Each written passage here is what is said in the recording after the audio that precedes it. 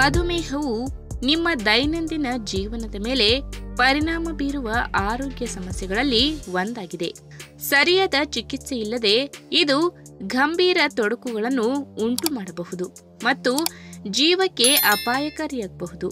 ನಿಮ್ಮ ರಕ್ತದಲ್ಲಿನ ಸಕ್ಕರೆ ಮಟ್ಟವನ್ನು ಆಗಾಗ ಪರಿಶೀಲಿಸುವ ಮೂಲಕ ನಿಮ್ಮ ಆರೋಗ್ಯವನ್ನು ಕಾಪಾಡಿಕೊಳ್ಳಬಹುದು.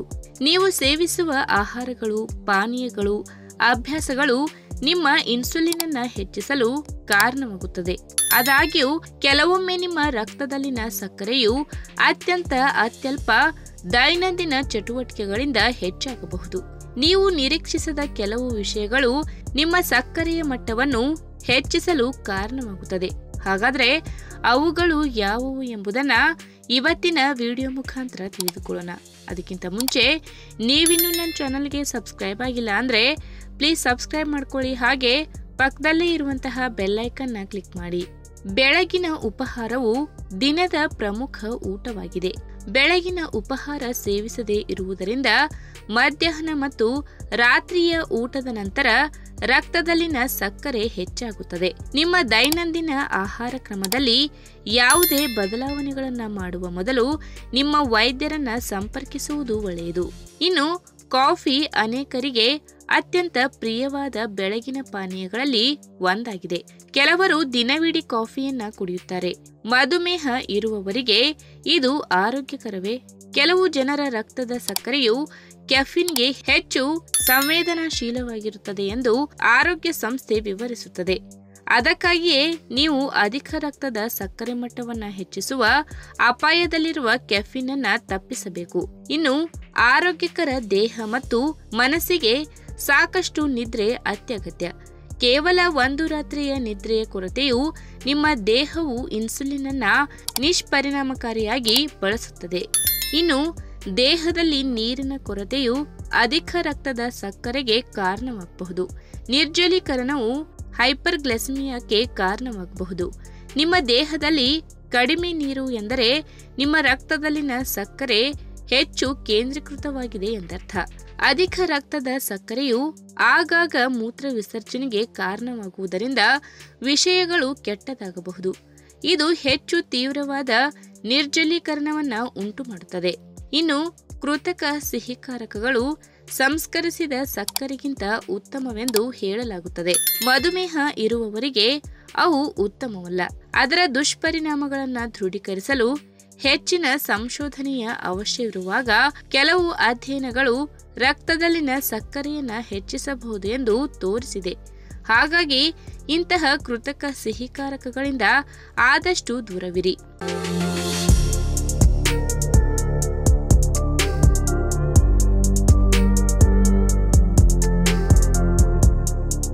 ಸಕ್ಕರೆ ಕಾಯಿಲೆ ಇರುವವರಿಗೆ ಆಹಾರ ತಿನ್ನುವ ವಿಷಯದಲ್ಲಿ ಕೆಲವೊಂದು ನೀತಿ ನಿಯಮಗಳು ಇರುತ್ತವೆ. ಅಂದರೆ ಇಂತಹ ಆಹಾರಗಳನ್ನು ತಿನ್ನಬೇಕು, ಇಂತಹ ಆಹಾರದಿಂದ ದೂರ ಉಳಿಯಬೇಕು, ಕೆಲವು ಆಹಾರಗಳನ್ನು ಕಡಿಮೆ ತಿನ್ನಬೇಕು ಎಂದು. ನೈಸರ್ಗಿಕ ರೂಪದಲ್ಲಿ ಇರುವಂತಹ ಆಹಾರ ಪದಾರ್ಥಗಳು ಕೂಡ ಕೆಲವೊಮ್ಮೆ ಬ್ಲಡ್ ಶುಗರ್ ಏರಿಕೆ ಮಾಡುತ್ತದೆ. ಇದಕ್ಕೆ ಉದಾಹರಣೆ ಎಂದರೆ ಕೆಲವು ಹಣ್ಣುಗಳು. ವೈದ್ಯರು ಹೇಳುವ ಪ್ರಕಾರ ಯಾರಿಗೆ ಸಕ್ಕರೆ ಕಾಯಿಲೆ ನಿಯಂತ್ರಣದಲ್ಲಿ ಇರುವುದಿಲ್ಲ ಅಂತವರು ಕೆಲವೊಂದು ಹಣ್ಣುಗಳನ್ನು ತಿನ್ನದಿದ್ದರೆ ಒಳ್ಳೆಯದು. ಹಾಗಾದ್ರೆ ಯಾವ ಹಣ್ಣುಗಳು ಶುಗರ್ ಇರುವವರಿಗೆ ಡೇಂಜರ್ ಎಂಬುದನ್ನ ಇವತ್ತಿನ ವಿಡಿಯೋ ಮುಖಾಂತರ ತಿಳಿದುಕೊಳ್ಳೋಣ. ಅದಕ್ಕಿಂತ ಮುಂಚೆ ನೀವಿನ್ನೂ ನನ್ನ ಚಾನಲ್ಗೆ ಸಬ್ಸ್ಕ್ರೈಬ್ ಆಗಿಲ್ಲ ಅಂದ್ರೆ ಪ್ಲೀಸ್ ಸಬ್ಸ್ಕ್ರೈಬ್ ಮಾಡ್ಕೊಳ್ಳಿ. ಹಾಗೆ ಪಕ್ಕದಲ್ಲೇ ಇರುವಂತಹ ಬೆಲ್ ಐಕನ್ನ ಕ್ಲಿಕ್ ಮಾಡಿ. ಮಾವಿನ ಹಣ್ಣಿನಲ್ಲಿ ಸಿಹಿಯ ಪ್ರಮಾಣ ತುಂಬಾ ಇದೆ. ಇದರ ಗ್ಲೈಸೆಮಿಕ್ ಸೂಚ್ಯಂಕ 50ಕ್ಕಿಂತ ಜಾಸ್ತಿ ಇರುತ್ತದೆ. ನಮ್ಮ ಬ್ಲಡ್ ಶುಗರ್ ಕಂಟ್ರೋಲ್ಗೆ ಸಿಗುತ್ತಿಲ್ಲ ಎನ್ನುವವರು ಮಾವಿನ ಹಣ್ಣು ತಿನ್ನುವುದರಿಂದ ದೂರ ಇರುವುದು ಒಳ್ಳೆಯದು. ಬ್ಲಡ್ ಶುಗರ್ ಕಂಟ್ರೋಲ್ನಲ್ಲಿ ಇರುವವರು ದಿನಕ್ಕೆ 50 ಗ್ರಾಂ ಅಥವಾ ಅದಕ್ಕಿಂತ ಕಡಿಮೆ ಮಾವಿನ ಹಣ್ಣು ತಿನ್ನಬಹುದು. ಅಷ್ಟೇ ಅಲ್ಲದೆ ಊಟ ಆದ ಮೇಲೆ ಯಾವುದೇ ಕಾರಣಕ್ಕೂ ಮಾವಿನ ಹಣ್ಣು ತಿನ್ನಬಾರದು. ಇದು ರಕ್ತದಲ್ಲಿನ ಸಕ್ಕರೆ ಪ್ರಮಾಣವನ್ನು ಇದ್ದಕ್ಕಿದ್ದಂತೆ ಹೆಚ್ಚು ಮಾಡುವ ಸಾಧ್ಯತೆ ಇರುತ್ತದೆ. ಇನ್ನು ಬಾಳೆಹಣ್ಣು ತನ್ನಲ್ಲಿ ಪೊಟ್ಯಾಷಿಯಂ ಮತ್ತು ಸಕ್ಕರೆ ಪ್ರಮಾಣವನ್ನ ಹೆಚ್ಚಾಗಿ ಒಳಗೊಂಡಿದೆ. ಇದು ಸಕ್ಕರೆ ಕಾಯಿಲೆ ಕಂಟ್ರೋಲ್ ಇಲ್ಲದವರಿಗೆ ಆಗಿ ಬರುವುದಿಲ್ಲ.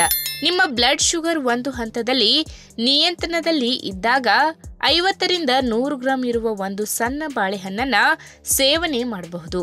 ಇನ್ನು ಸೀತಾಫಲ, ಇದರಲ್ಲಿ ಗ್ಲೂಕೋಸ್ ಪ್ರಮಾಣ ಹೆಚ್ಚಾಗಿದ್ದು ನಿಮ್ಮ ರಕ್ತದಲ್ಲಿನ ಸಕ್ಕರೆ ಪ್ರಮಾಣ ಏರಿಕೆಯಾಗುವಂತೆ ಮಾಡುವ ಸಾಧ್ಯತೆ ಇರುತ್ತದೆ.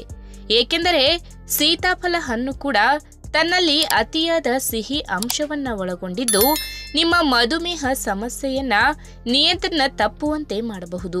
ಇನ್ನು ಸಪೋಟ, ಆರೋಗ್ಯ ತಜ್ಞರು ಹೇಳುವ ಹಾಗೆ ಯಾರಿಗೆ ಸಕ್ಕರೆ ಕಾಯಿಲೆ ಕಂಟ್ರೋಲ್ನಲ್ಲಿ ಇರುವುದಿಲ್ಲ ಅಂತವರು ಪ್ರತಿದಿನ 80 ಗ್ರಾಂಗಿಂತ ಹೆಚ್ಚಿನ ಪ್ರಮಾಣದಲ್ಲಿ ಸಪೋಟ ಹಣ್ಣನ್ನ ತಿನ್ನಬಾರದು. ಇದರಿಂದ ಆರೋಗ್ಯದಲ್ಲಿ ತೊಂದರೆ ಕಾಣಿಸಿಕೊಳ್ಳುವ ಸಾಧ್ಯತೆ ಇರುತ್ತದೆ. ಅದರಲ್ಲೂ ಊಟ ಆದ ಮೇಲೆ ಸಪೋಟ ಹಣ್ಣು ತಿನ್ನಲೇಬಾರದು. ಇನ್ನು ದ್ರಾಕ್ಷಿ ಹಣ್ಣು, ಸಕ್ಕರೆ ಕಾಯಿಲೆ ಇರುವವರು ದ್ರಾಕ್ಷಿ ಹಣ್ಣಿನ ಬದಲು ಸಿಟ್ರಸ್ ಹಣ್ಣುಗಳನ್ನು ಸೇವಿಸಬಹುದು. ಅಂದರೆ ಮೂಸಂಬಿ ಹಣ್ಣು ಅಥವಾ ಕಿತ್ತಳೆ ಹಣ್ಣು ತಿನ್ನುವ ಅಭ್ಯಾಸ ಇಟ್ಟುಕೊಳ್ಳಬಹುದು.